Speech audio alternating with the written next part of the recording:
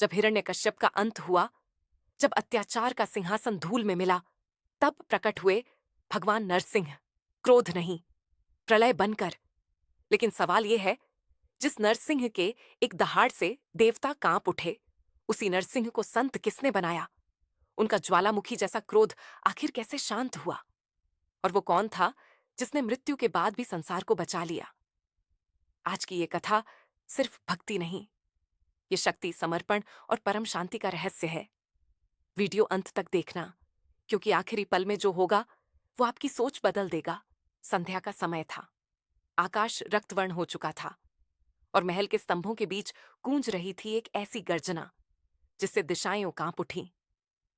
अभी अभी नारसिम्हा ने अत्याचारी हिरण्याकशिपु का वध किया था। उनके नखों से टपकता रक्त, अग्नि समान प्रज्वलित नेत्र और सिंह की भयंकर दहाड़, मानो स्वयं प्रलय अवतरित हो गया हो। देवता आकाश में खड़े कांप रहे थे, पृथ्वी थर्रा रही थी, समुद्र उफान मारने लगे। पर समस्या यह थी, नरसिंह का क्रोध शांत नहीं हो रहा था। ब्रह्मा आगे बढ़े, पर उग्र ज्वाला से पीछे हट गए। लक्ष्मी जी भी निकट न जा सकीं। तब सभी देवता कैलाश की ओर दौड़े। वहां ध्यानमग्न बैठे थे लॉर्ड शिवा।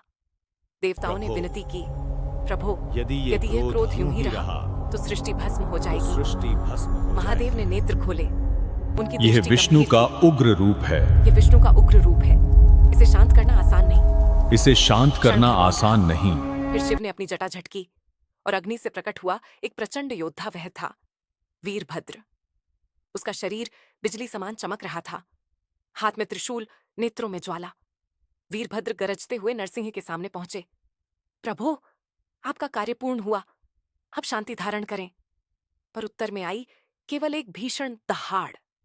धरती फटने लगी, पर्वत टूटने लगे। दोनों दिव्य शक्तियां आमने सामने थीं। ब्रह्मांड श्वास रोके देख रहा था। तब स्वयं महादेव ने एक अद्भुत रूप धारण किया। आधा सिंह, आधा पक्षी, विशाल पंखों वाला दिव्य स्वरूप शरभ।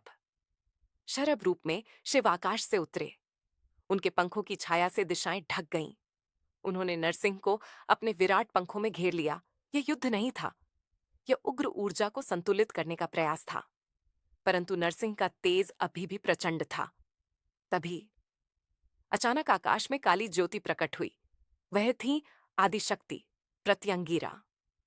उनकी आंखों में करुणा और शक्ति दोनों थे। उनकी उपस्थिति से समय मानो ठहर गया। देवी ने धीमे स्वर में मंत्र उच्चारित किया।